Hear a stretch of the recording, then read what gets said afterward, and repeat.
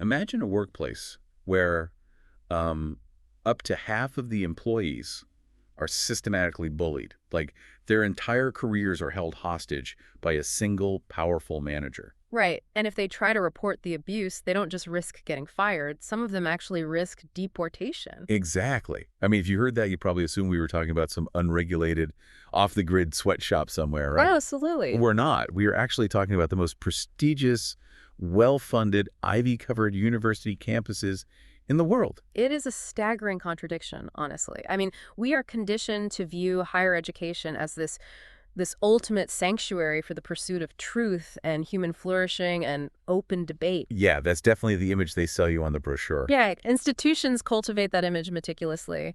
But the reality on the ground, behind the closed doors of research labs and seminar rooms, is often vastly different. And that contradiction is the center of our deep dive today. We're looking at a thoroughly eye-opening article by Dr. Jonathan H. Westover, and it's titled Higher Education's Hidden Crisis.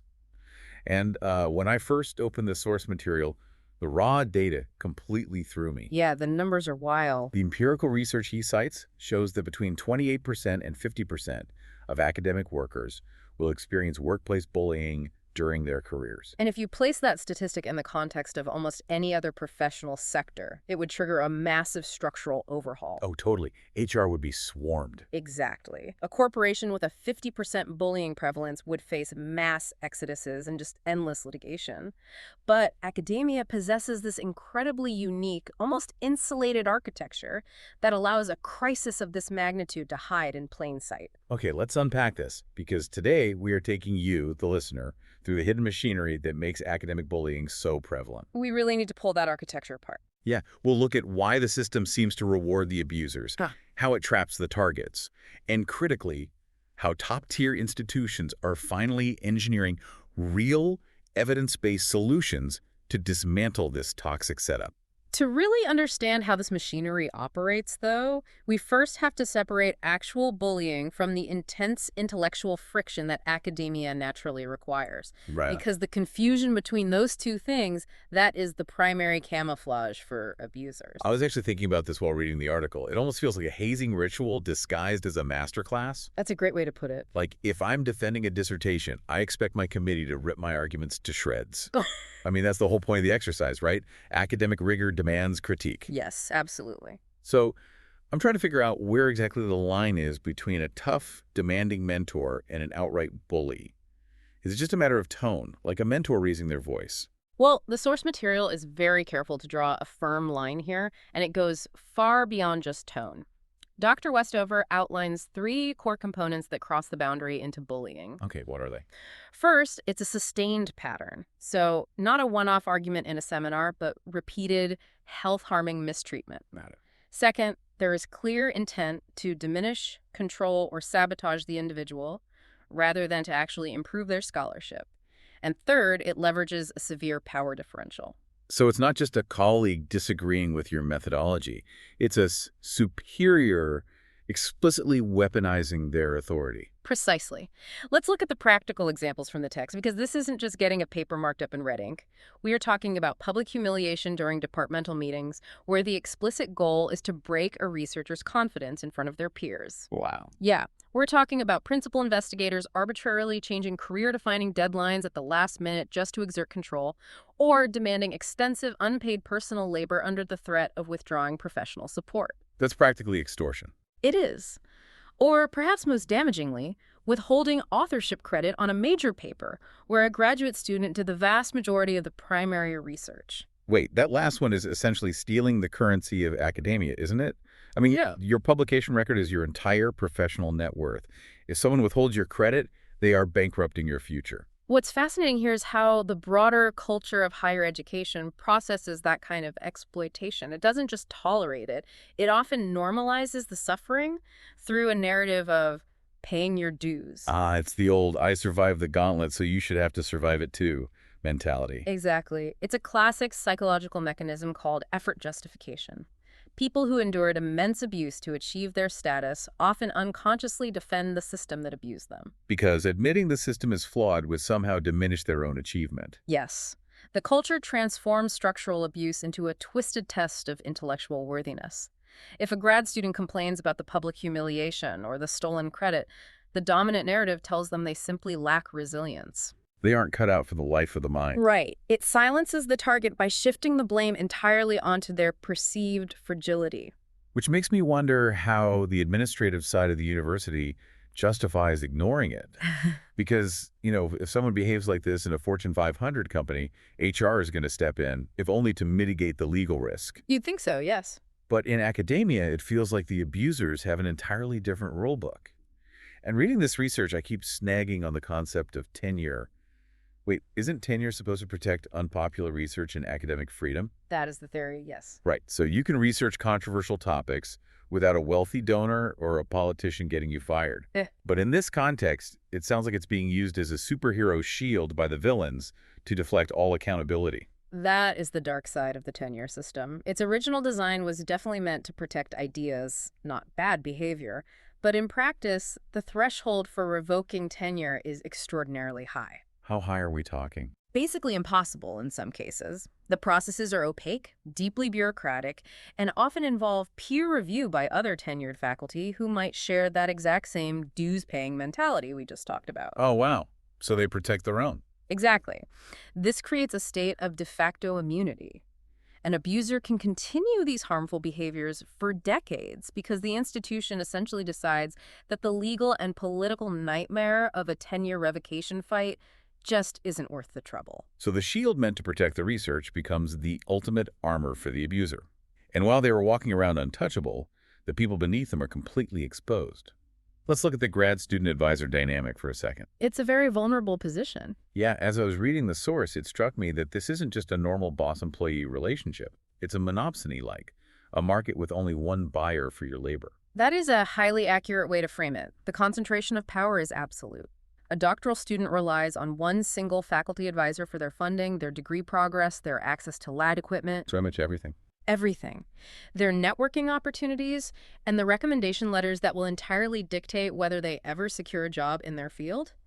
The advisor holds a monopoly on that student's future, often with zero external oversight. And if that relationship turns abusive, the student has virtually no leverage. Yeah. I mean, they can't just quit and go to a competitor across the street like a corporate employee might. No, they are trapped. And if that student happens to be an international scholar, that monopsony becomes exponentially more dangerous. The stakes are incredibly high for international scholars.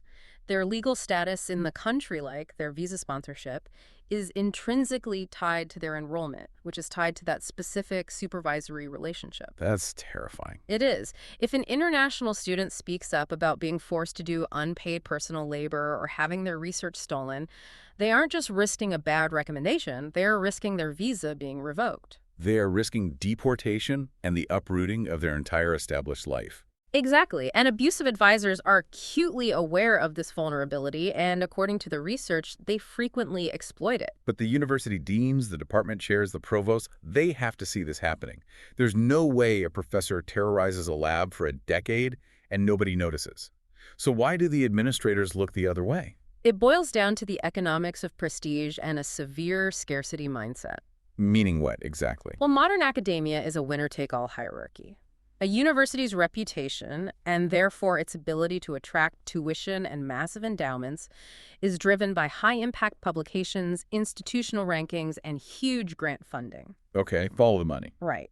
If a department has a star researcher or a rainmaker who brings in $5 million a year in federal grants, the administrative incentive is to keep that money flowing at all costs. The aggressive, hyper-competitive, even abusive behavior is quietly rationalized as the necessary cost of doing business at the elite level. I see. So it's like, sure, they're a tyrant, but they're our tyrant, and they just paid for the new science wing. That is exactly the logic. The financial incentives directly oppose intervening. So what does this all mean for you, the listener? Because if you don't work in a university lab or you aren't currently pursuing a PhD, it's pretty easy to look at this as just some insular academic drama. Why should you care that some tenured professor is being a tyrant to their grad students? You should care because you rely on the output of those universities every single day of your life. Academic bullying imposes a massive invisible tax on society as a whole. Right. I mean, think about it from a purely cognitive standpoint.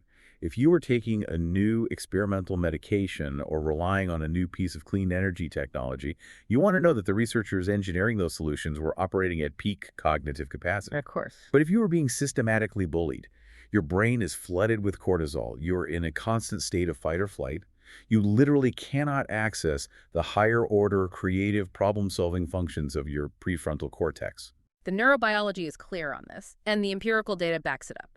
The research shows targets of bullying experience severely diminished research productivity and reduced creativity. It makes sense. But the societal cost goes far beyond just slowed productivity.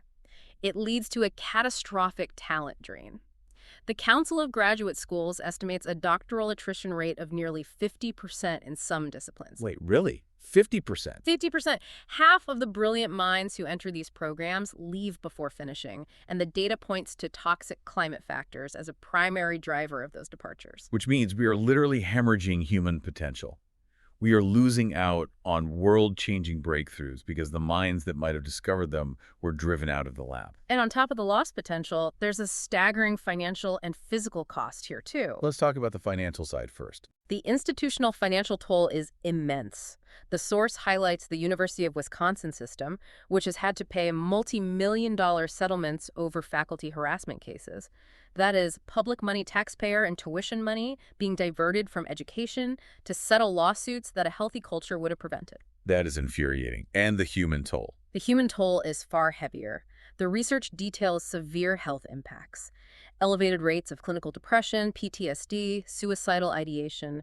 The chronic stress leads to cardiovascular disease and compromised immune systems.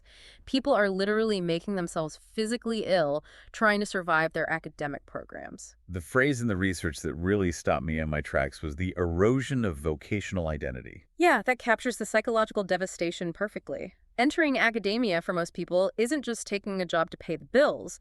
It is a profound calling. You're dedicating your life to an esoteric field because you love the pursuit of knowledge. Right.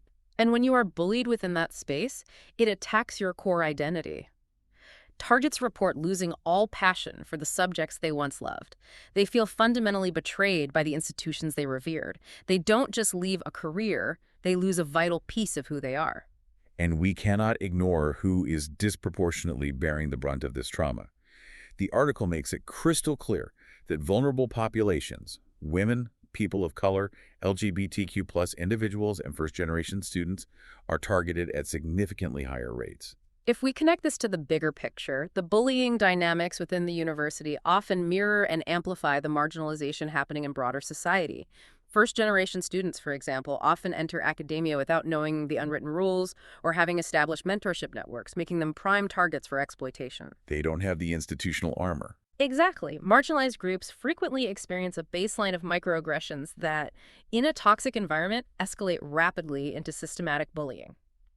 So this is far more than an interpersonal HR issue. It is a systemic failure that actively perpetuates inequity, driving diverse, necessary voices right out of the academic conversation. Okay, so we've outlined a pretty grim architecture. We have untouchable abusers, trapped students, administrators blinded by grant money, and a massive loss of diverse talent. But the second half of Dr. Westover's research is where the narrative actually flips. Yes, there is hope. Here's where it gets really interesting.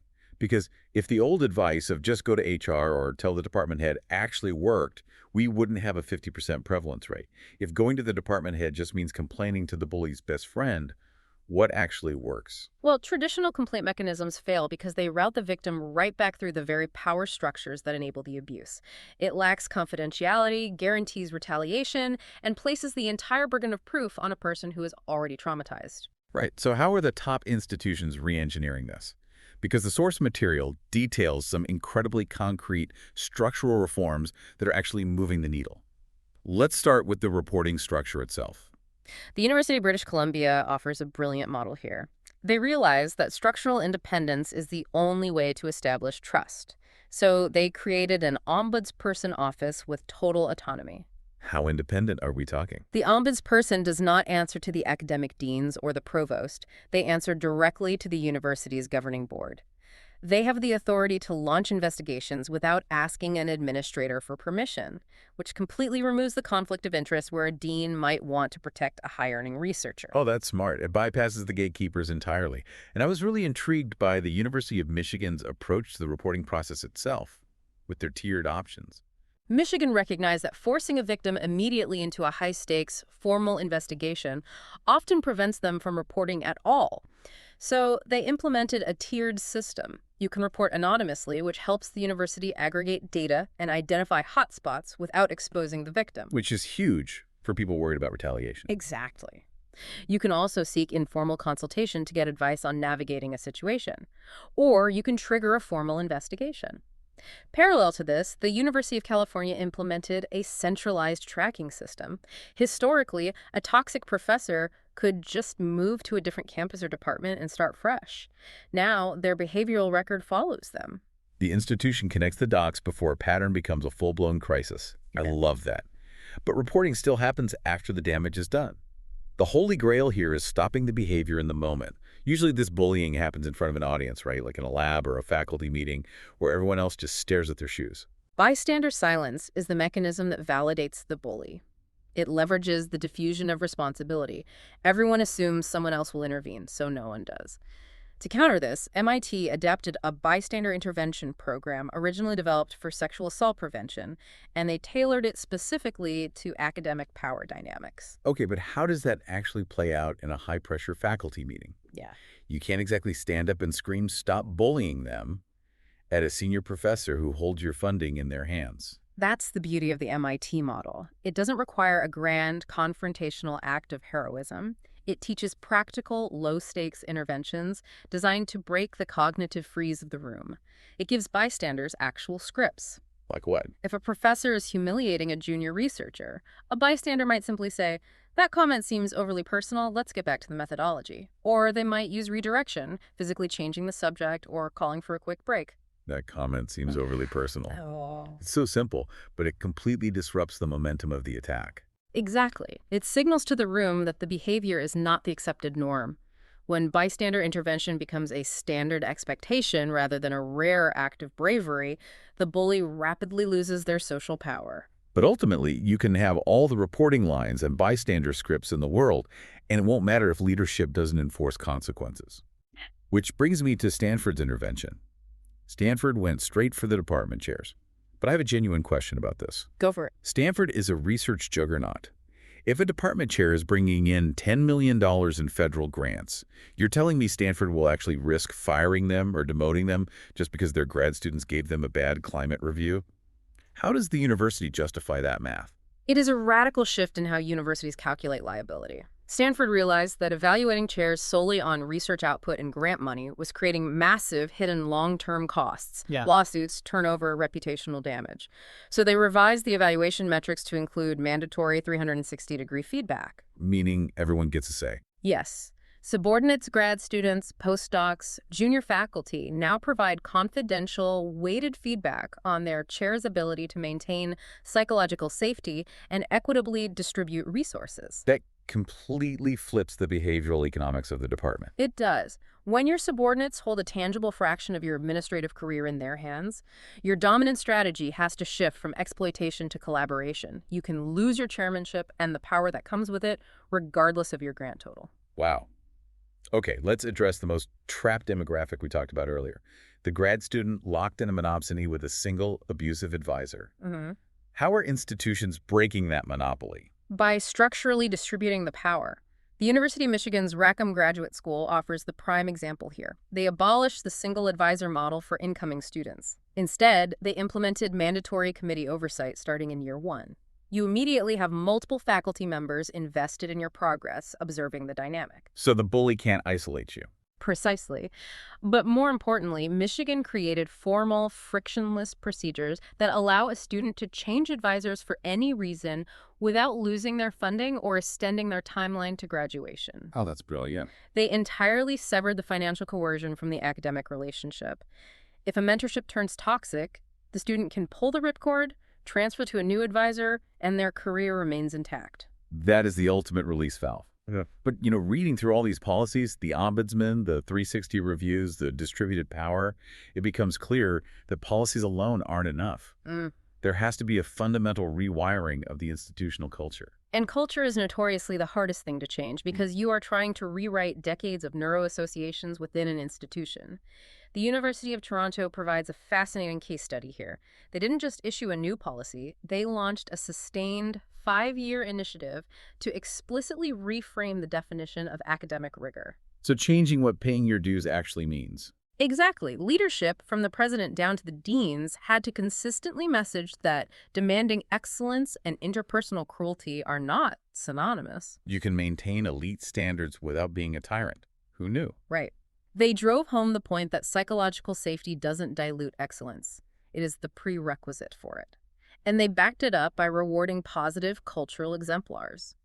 If a professor was known as an exceptional mentor who fostered an inclusive, safe lab environment that actively strengthened their promotion and tenure narrative. Putting their money where their mouth is. Exactly. Over those 5 years, by aligning their institutional rewards with their stated values, Toronto saw a measurable, dramatic reduction in the tolerance for demeaning behavior. So looking at the entire landscape of this research, the core insight is that academic bullying is not the result of a few anomalous bad apples. It is a systemic design flaw. It thrives on an architecture of extreme power imbalances, unchecked tenure, a scarcity mindset, and a romanticized mythology of suffering for your art. But, as we've seen from MIT to Stanford to Michigan, this architecture is not an unchangeable law of nature. Definitely not. When institutions deliberately distribute authority, sever financial coercion from mentorship, and prioritize psychological safety, the culture profoundly transforms. And the implications of that transformation reach far beyond the walls of the university. Absolutely. For you listening, whether you are managing a team in a corporate boardroom, running a startup, or leading a department in a hospital, the mechanics we've explored today apply directly to you. Creating psychological safety isn't some soft academic luxury. It is the bedrock of high performance, deep innovation, and talent retention in any industry. Your team simply cannot innovate if their primary cognitive load is dedicated to navigating fear. This raises an important question, something for everyone to mull over. Think about the sheer volume of human knowledge we rely on today. The medical treatments, the engineering marvels, the technological leaps we just take for granted. Now ask yourself, how many groundbreaking medical discoveries, how many technological leaps or brilliant works of literature have we collectively lost because a brilliant mind was quietly bullied out of the laboratory or the library before they could share their gift with the world? That is a haunting thought to leave on. We build these towering institutions as sanctuaries for truth and discovery, but we must rigorously examine who the architecture is quietly locking out. Thank you for joining us on this deep dive into the hidden crisis of higher education. Keep questioning the structures around you, keep looking out for one another, and we will catch you next time.